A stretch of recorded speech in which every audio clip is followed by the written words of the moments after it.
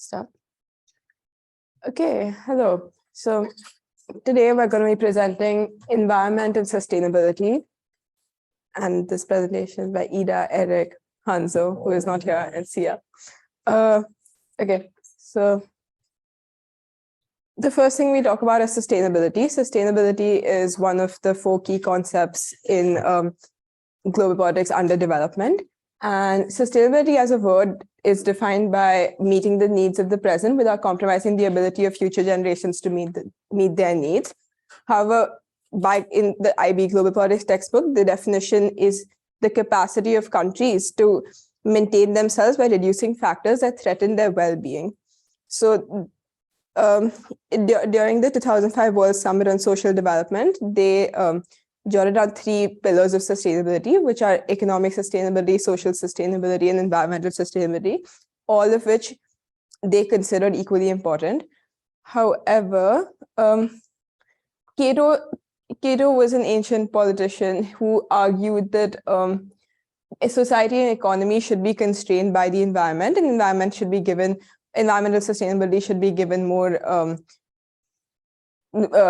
weightage than the rest.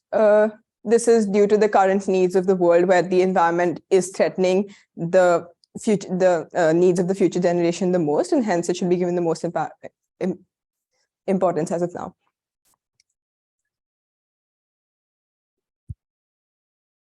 Okay, I'll just hold it like this. Monica, nice hold it. Okay, so the main theory that this sustainability is built on is environmentalism. And the definition of environmentalism can be, there are many definitions, but we've chosen this one, which is the political and ethical movement that seeks to improve and protect the quality of the natural environment through changes to environmentally harmful human activities. And environmentalism is a social movement. It can be seen as a social movement that seeks to influence political process by lobbying, activism, and education in order to protect the natural environment. And environmentalist social movements, they advocate for preservation and restoration of an improvement of the natural environment and critical Earth system elements, and seek to reverse the climate crisis we're in. And people who believe in environmentalism can be called environmentalists. And that's a person who speaks out about the natural environment and the sustainable management of its resources in public or in individual behavior. And this can be done through many things. It can be done through science. There are a lot of scientists that do research within environmentalism to improve the technologies we have today, and it can be done through media coverage, filmmaking, any kind of arts. There are a lot of versatile ways to do environmental activism. So some of the examples of environmentalists are, number 1 is Greta Thunberg, which is, as we all know, the young girl who started this movement of Fridays for Future. And she used her growing platform to create awareness of the issue. Another environmentalist is contemporary, and a contemporary example can be Lula, the new Brazilian president, who has campaigned on the preservation and restoration of the Amazon forest. And those are examples of environmentalists. It can also be activists who use their platform if they have a platform in any other way. There's Arundhati Roy, who's a writer, but she has used her platform to do activism and to reach out to a broader audience and get it through in that way. Okay.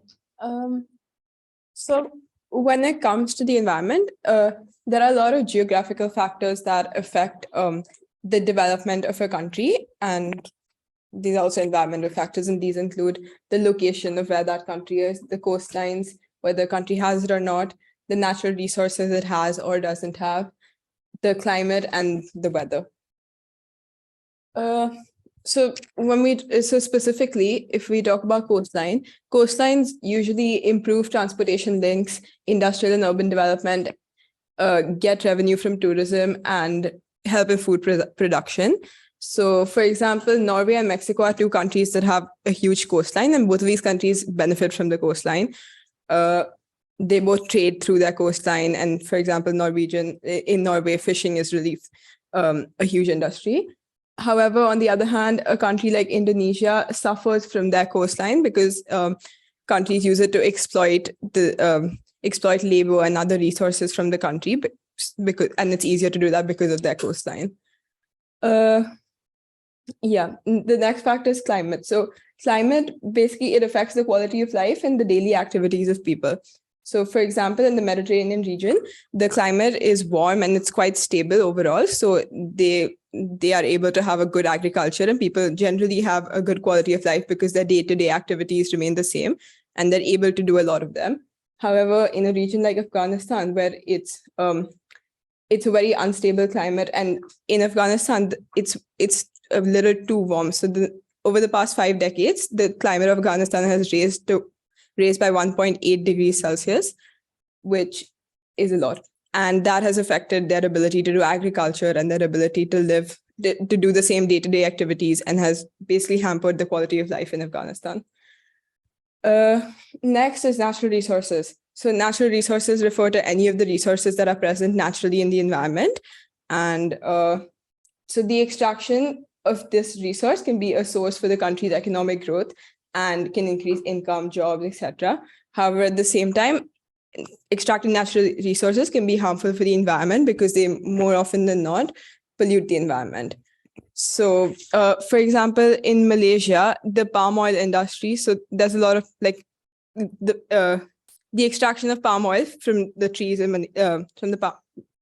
the palm oil present in Malaysia causes deforestation, which is harmful to the environment.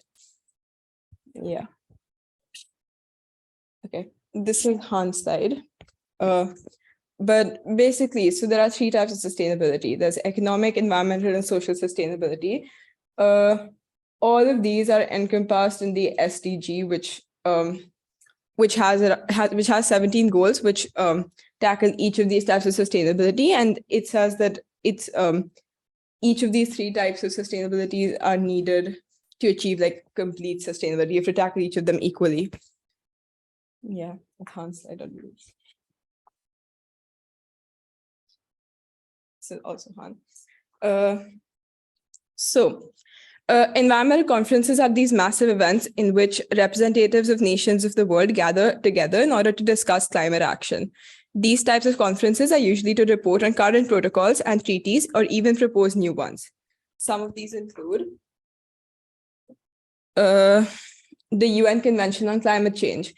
So the UN Framework Convention on Climate Change is a document that sets the UN framework for basic legal framework and principle for the fight against climate change to avoid dangerous human interferences with the environment. This agreement is legally binding and is used in order to broadly target specific objectives, leaving basically the principles for more specific documents. So it's a broader convention. The second one is the Paris Climate Accord. In 2015, this treaty within the framework of the UN Convention on Climate Change was adopted by 196 parties during the COP21 and claimed to be a legally binding agreement that seeks to limit global warming by less than 2 degrees Celsius. But what is the reality of this legally binding agreement? Is it really binding? The truth is that this agreement does not impose penalties such as embargoes or fees on the parties that violate its terms, and there is no internal body that forces its compliance. In order to somewhat attribute this agreement to have a legally binding characteristic, the treaty negotiators chose to instead make the required processes of the agreement legally binding, but not the obligation to meet the goals of each state. Let's clarify what I mean by legally binding process. This essentially means that the accord legally compels states to regularly update nationally determined contributions. These nationally determined contributions in climate action plans to cut emissions and adapt to climate impacts. This accord also demands that states meet and report their progress at conferences such as COP26 something important to know about COP was that it was postponed by a year due to COVID. This protocol was also implemented within the framework of the CCC, which was adopted in 1977 and committed industrialized countries and economies in transition to limit and reduce greenhouse gases by 5% in accordance with agreed individual targets. The protocol only asks the developed countries and economies to implement those actions and report periodically. However, it is worth noting that this protocol only binds developed countries as it recognizes that they are largely responsible for high level of emissions present. However, since 2020, this agreement was substituted by the Paris Climate Accord, as this one has much better and more inclusive binding capacities, since it takes into consideration developing and underdeveloped countries. So are these conferences or agreements yielding any results? The problem with all of the actual climate agreements and conventions are that, according to experts, they are not ambitious enough. And that another problem is that the targets that were set on those records were relative to the time they were made in, and therefore would need to change their targets according to make them even more ambitious. Another way this could actually work is through the implementation of a climate club in which states are members of this club and would actually be forced to comply through the use of penalizations.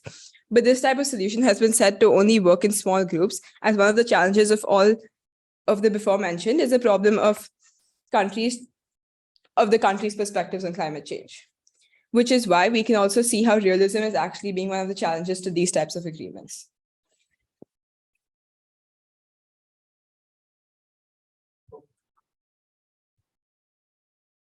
Okay, you can also go to the next slide. So I'm going to be talking about climate change and how it impacts development. And first, we're going to talk about climate injustice. And what climate injustice is it's basically, it refers to how the impacts of climate change are not universal. Like, they're felt differently by different groups of people, by different countries, by different people even within countries. And certain people will be more vulnerable to the impacts of climate change, as well as the fact that certain people or countries contribute more to the problem. So a way of representing this that Maria shared from the other class is if we think of all of the carbon emissions in a year in the world as a bowl of rice. And so every grain of rice represents 1 ton of carbon emissions. Depending on the country where you are, or even within the countries, there's variations, but different people contribute different amounts of rice. So on average, a person in Nigeria would contribute 1 grain of rice every year to this bowl. But a person in Germany would contribute 10 grains of rice to this bowl. And a person in the US would contribute 17 grains of rice to this bowl.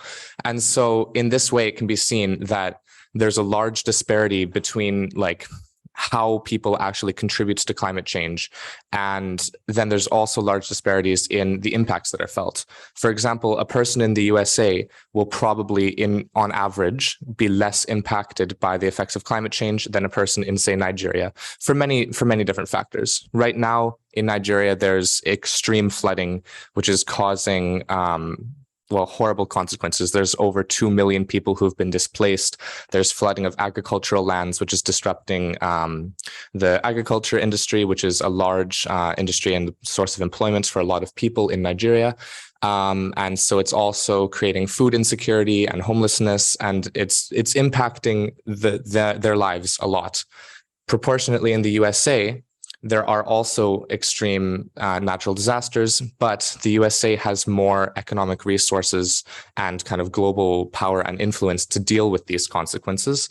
And so they're not felt as much by the people within these countries. You can go to the next slide. Oh, actually, I'm going to stay on the other side for a bit. So it's important to realize that not all people or countries contribute equally to this problem. And even we often think about the problem in terms of just countries. So more economically developed countries in general contribute more to climate change than less economically developed countries. But also it's important to think of differences in people. So some people contribute significantly more to climate change because of their lifestyle. Like wealthier people, sometimes there can be millionaires or billionaires who have private jets. Private jets contribute like millions of tons of carbon dioxide to the atmosphere, to the world every year. But these people aren't actually held accountable for that because of capitalism and the world that we live in right now.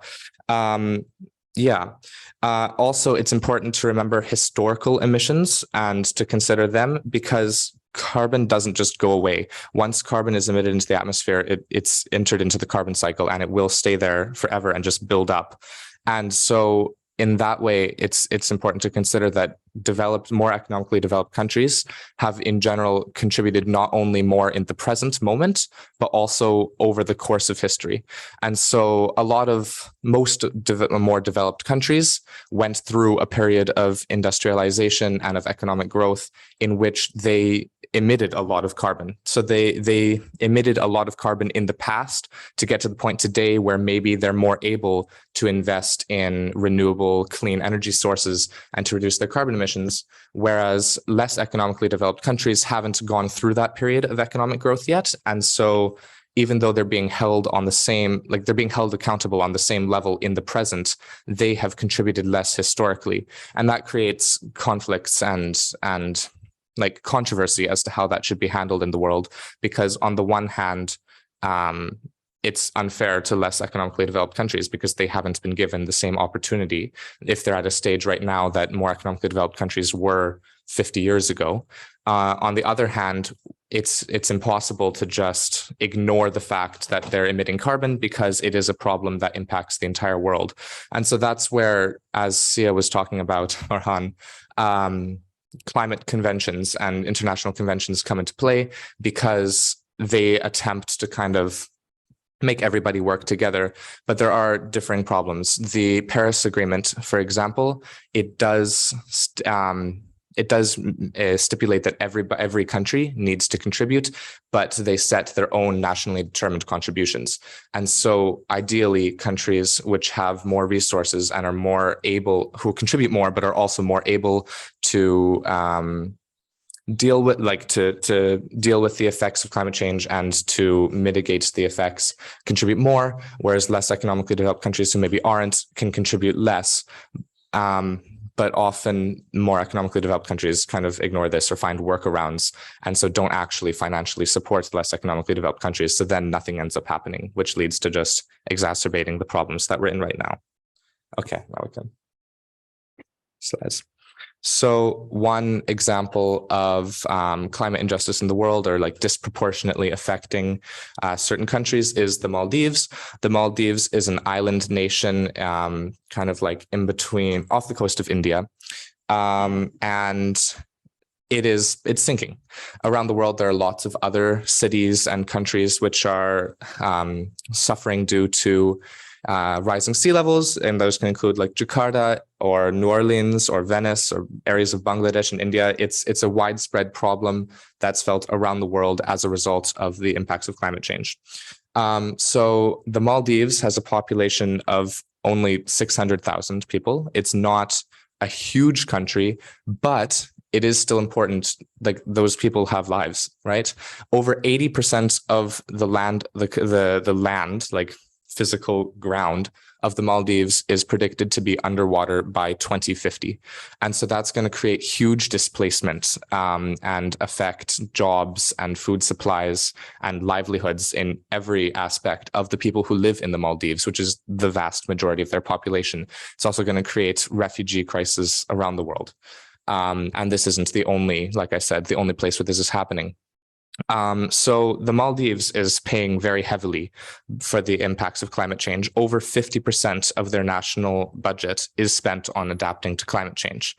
However, they contribute only 2.2 million tons of carbon emissions every year, right? Which is a large number, but relatively to many other countries, it's a very, very small number. The USA, for example, contributes 4.8 billion tons of carbon emissions. And so a country which contributes significantly more is feeling the impacts significantly less, and that is climate injustice. It's estimated that worldwide there are over 230 million people who live on land, which is less than 1 meter above sea levels. And so sinking or rising sea levels and the land it's taking up is going to become increasingly a problem in the future. Yes, we can go. Next slide. Another example of this could be droughts in India. So there have been lots of heat waves in different regions in India recently, and this is causing a lot of effects from people just dying of heat. But also one thing that we're kind of focusing on is how it impacts crops. So in lots of areas of India, agriculture is a really important industry. And with heat waves, it's impacting the ability for the farmers to actually produce to produce crops. And so that's not only impacting the individuals and their livelihoods, it's also impacting the economy of the country. And it's also impacting like human development and human rights because of food scarcity and also droughts and water insecurity. And there's many layers to how India, for example, is impacted by climate change, and particularly more rural regions of India, where people do not contribute as much to the problem. It's said that every year the Indian economy suffers by 2.5% of its GDP because of climate change, and a large part of that is due to the agricultural sector. And then finally, another example is Haiti. And so Haiti is a small island nation in the Caribbean. It also contributes very little to global climate change, and yet it's extremely susceptible to natural disasters, particularly hurricanes, flooding, and earthquakes, all of which has been increased due to climate change. And so that's creating destruction in their country. They have flooding, which impacts their homes and their livelihoods, and again, food supplies. And they're basically just not able to, like, it impacts their developments because they're not able to economically develop, and also it impacts human development because of the living conditions and how it impacts their lives, natural disasters, while they actually contribute very little to climate change. So really, with climate injustice, we just need to look more at policies in place to see if more economically developed countries, as well as more wealthy people who contribute more to climate change, are actually held accountable relative to how much they contribute to climate change, and if it can be expected for people and countries who contribute less but feel the impacts more to have to contribute the same amount. Okay, let's see if we can. Next, we'll be talking about resources and how they can be a curse and kind of a benefit in terms of development and the environment. Yes. Could we go one more slide? Okay. Oh, I guess it's not yet. So due to the natural geography of countries, some countries just naturally contain more resources than others, and those can include things like minerals or coal, oil, water, even like arable lands for agriculture or forests. And these resources are required for development in terms of creating primary industries, which is like the industries of resource extraction, as well as secondary industries in terms of actually producing goods, because these natural resources can be sold or they can be used to produce goods, which are then sold. And so that contributes to like economic development of countries. And so because of that, it can be seen like countries which are naturally endowed with resources might be thought to have an advantage or to be better off. And often they are, and they can serve as a driving force for development if used properly. So one example is Norway, which has used its natural resources very much to its advantage. It's used natural resources in a lot of ways, tourism, water, like a lot of things, but we'll be talking about oil. So in the 1970s, it was discovered that Norway actually contains large oil reserves, which wasn't known before that point. And so since then, the country has been investing more and more into its oil industry. And in 2019, petroleum and gas accounted for 48.1% of Norway's export revenue, which is equivalent to about over $50 billion US. However, Norway has been smart with their reliance on natural gas and oil. And so instead of solely depending on that as a source for income, which has been a problem for other countries who have large abundances of one natural resource, they've continued to diversify the industries within their country and receive export revenue from other sources, such as many marine industries like fish. Almost all of Norway's oil is state-owned, and so they kind of control where it's sold and how it's sold and what the money goes into. And so something that's really unique about Norway is that all of the money earned from oil goes towards what many Norwegians call the oil fund, but it's actually the Norwegian pension fund for energy. And so all the money earned from oil goes into that, and it's invested in stocks around the world. And so in that way, Norway isn't just investing the money from oil into oil and creating a dependence on it, they're actually diversifying. And so when the oil eventually runs out, or with fluctuations in oil prices, they're not dependent on it and they can earn money from other sources. And that's contributing to social developments within their country, because they're now using this money to provide pensions and other social factors to their population. However, like they're still, even though they're using resources to their kind of social benefit, it is still impacting the environment in that we are using fossil fuels, which are being burned, and carbon emissions are being released around the world. See, it could be. However, an abundance of natural resources doesn't always end up being a positive thing for a country and its development. There's something called the resource curse. I'm going to read the definition here. It's a theory that states if a country has one very valuable resource, all efforts of the country are put into the exploitation of that resource. This limits potential development of other industries, and if the resources are in the hands of a greedy minority ruling elite, the profits are not shared well amongst the people of the country. Additionally, valuable natural resources can attract conflict and foreign aggression because of their own interests. So, So resource curse is basically when a country has a large abundance of a natural resource, but then it's not managed properly, or it's used in kind of selfish ways, or it attracts aggression from outside sources, in addition to the fact that normally the mining or exploitation of natural resources contributes negatively to the environment. So one case study for this that's very commonly used is Venezuela.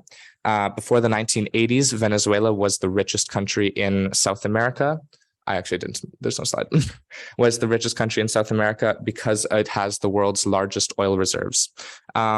Because of the wealth gained from the oil industry, the government became over-dependent on this single sector of the economy and took labor and capital and basically resources away from all of the other industries and created a dependency. Then when oil prices dropped drastically from over $100 a barrel to just under $30 a barrel in a matter of a few years, the country was not able to adapt that quickly and now has an estimated debt burden of over 150 billion US dollars.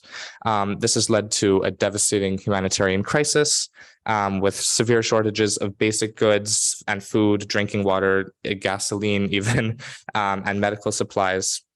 And as of a September 2021 survey, 77% of Venezuelans, 28 million residents, live in extreme poverty, which is the highest rate in Latin America. So because of initially an abundant source of resources and relying too heavily on it, which kind of exacerbated and led to a really fast increase in development, economic development, as well as kind of development of infrastructure and social development.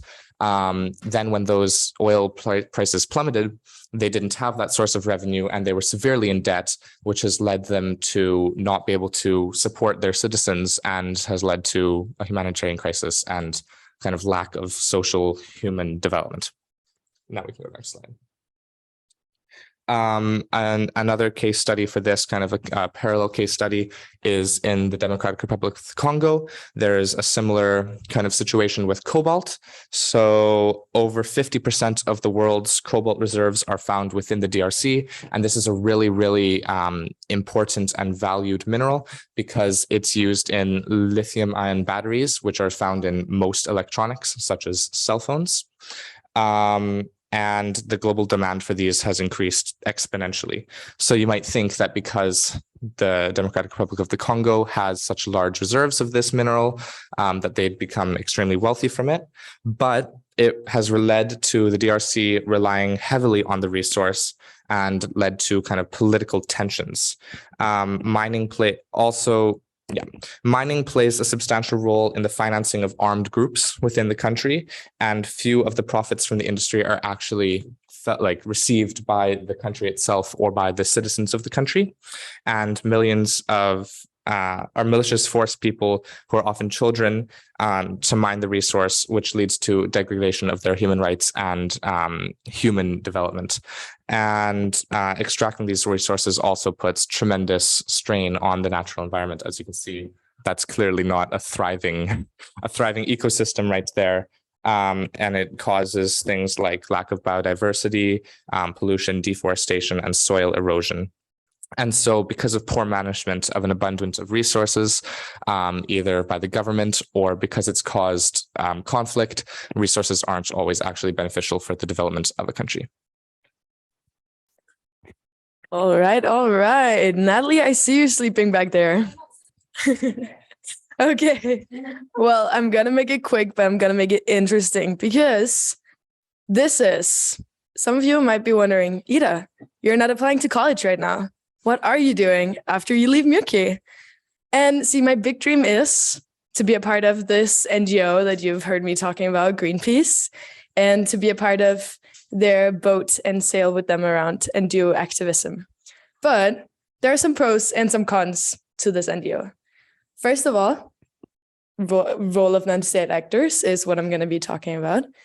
And non-state actors can be organizations and individuals that are not affiliated with or directed by or funded through the government. So it can be corporations, private financial institutions, NGOs, paramilitary, and armed resistance groups. And I'm going to be mainly focusing on NGOs in my examples here. But there are other ones as well. Can you just mention some NGOs for me? Spring off the bat. Greenpeace is mentioned. Yeah, Fridays for Future. Amnesty. Okay, beautiful. You're awake. That's good. Thank you. And so common for them all is that they work in domestic and international settings. And they influence national and global opinions. And we're going to be focusing on environmental NGOs. And my examples are going to be Greenpeace, WWF, and Friends of the Earth. And common, again, for them all is that they're politically neutral, so they don't stand with a party or a political side. At least they try not to do that. And they are all based on the theory of environmentalism, as I was talking about before. Yes. And so the first case study is a positive case study we have here, where in 2021, Greenpeace, together with 32 environment campaigners from Jakarta, had a 2-year-long legal challenge against the president and 3 cabinet ministers and the governor of Jakarta and provincial leaders against air pollution in Indonesia. And air pollution comes from a lot of vehicles polluting, but especially from the deforestation that happens in Indonesia because of palm oil extraction. So these wildfires and fires in the deforestation cause a lot of emissions. And so in COP26, as Sia mentioned before, the Central District Court of Jakarta ordered the president and governor of Jakarta to clean up the air pollution. And so the ruling that the Indonesian administration had been neglected in protecting its citizens. So this is a positive case study because they won and they made them take, they created initiative, Greenpeace created initiative for them to set this to work.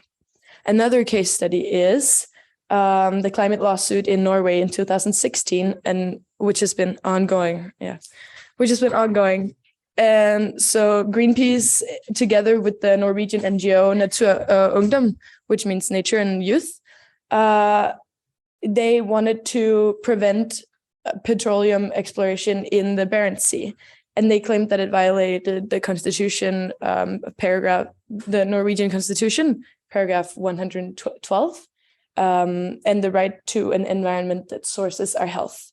And they lost the lawsuit multiple times, actually. However, it led to the government stopping the exploration temporarily.